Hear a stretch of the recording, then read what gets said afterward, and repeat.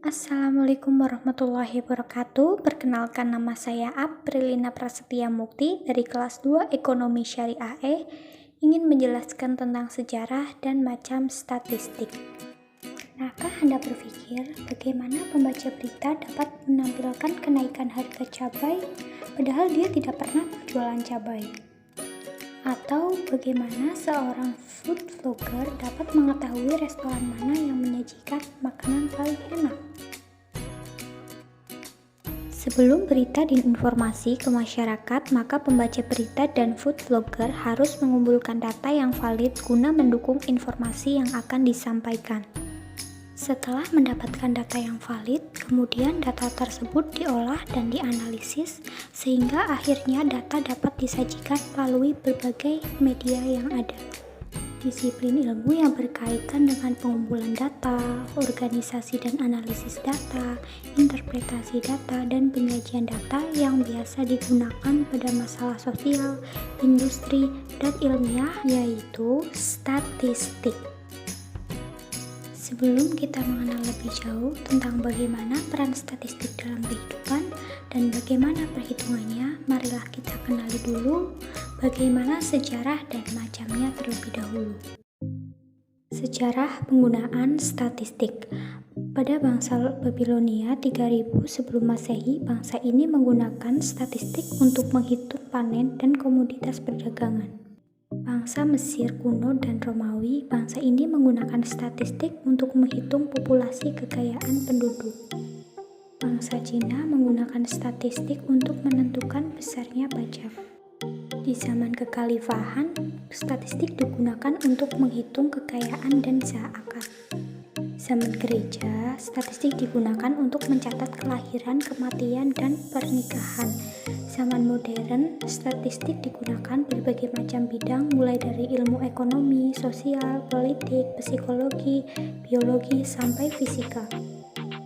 Penggunaan istilah statistik berasal dari istilah Latin modern statisticum collegium yang berarti dewan negara dan bahasa Italia statistica yang berarti negarawan atau politikus. Gottfried Zeno 1749 menggunakan statistik dalam bahasa Jerman untuk pertama kalinya sebagai nama bagi kegiatan analisis data kenegaraan.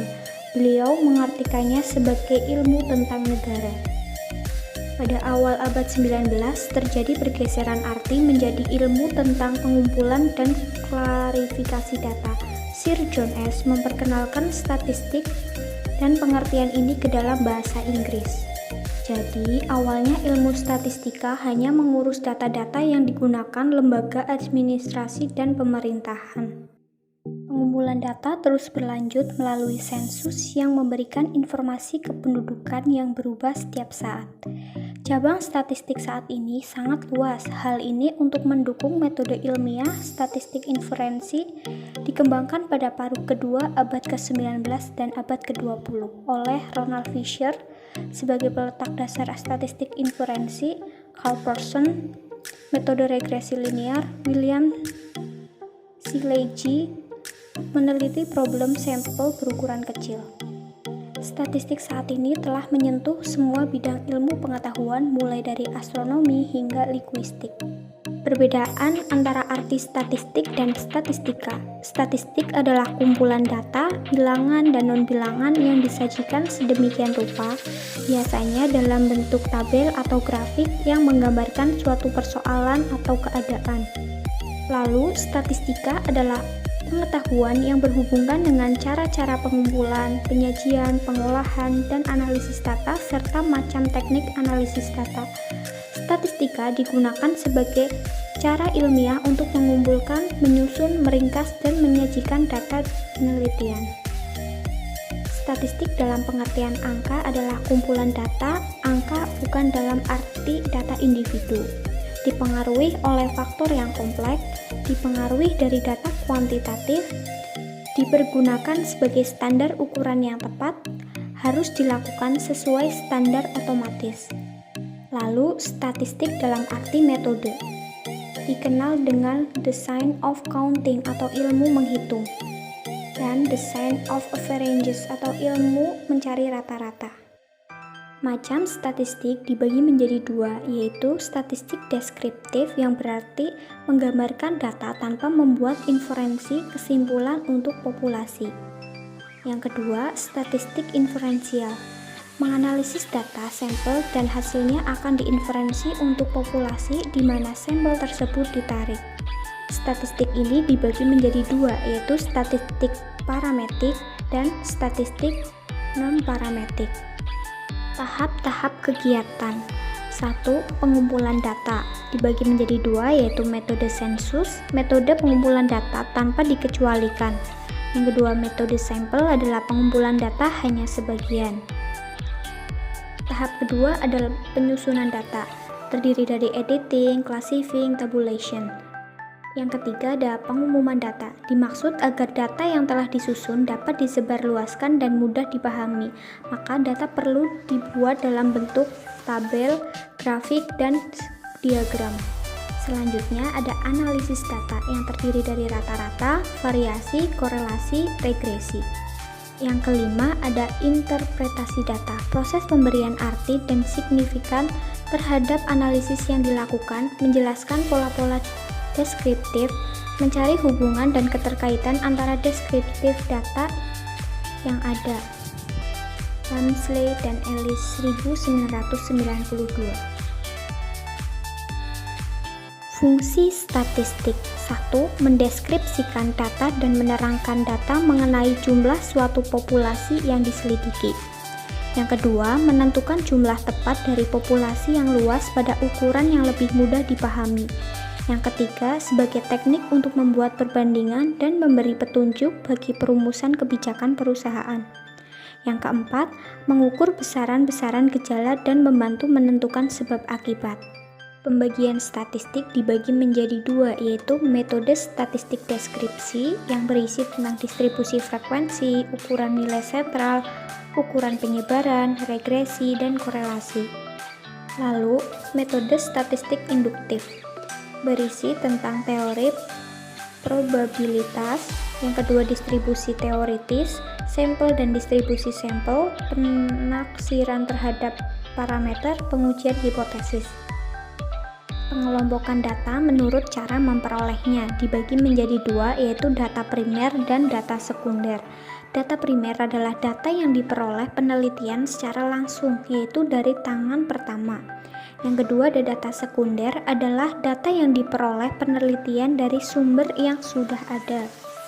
Pengelompokan data menurut waktu pengumpulannya. Data time series adalah data yang dikumpulkan dari waktu ke waktu pada suatu objek dengan tujuan untuk menggambarkan perkembangan dari objek tersebut. Misal, data perkembangan harga minyak mentah di dunia dari hari ke hari, atau data perkembangan COVID-19 di kota Jawa Tengah dari hari ke hari.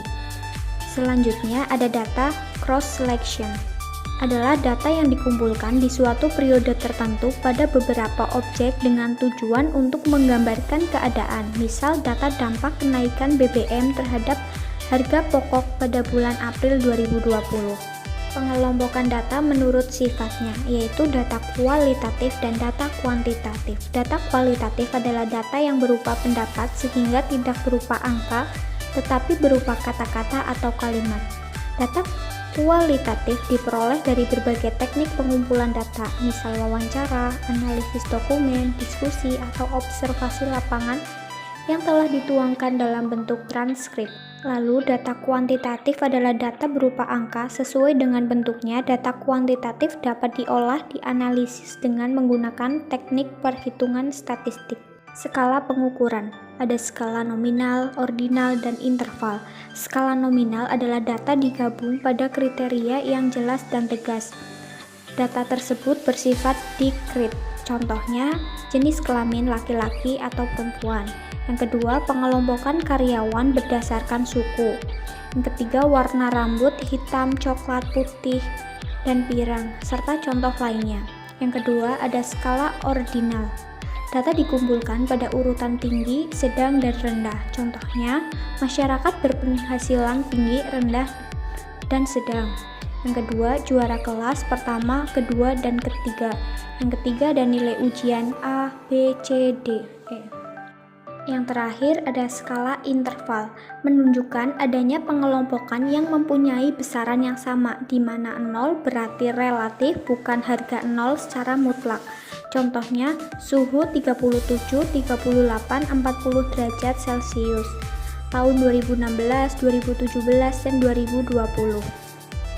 Sekian yang dapat saya jelaskan, kurang lebihnya saya mohon maaf dan saya ucapkan terima kasih. Wassalamualaikum warahmatullahi wabarakatuh.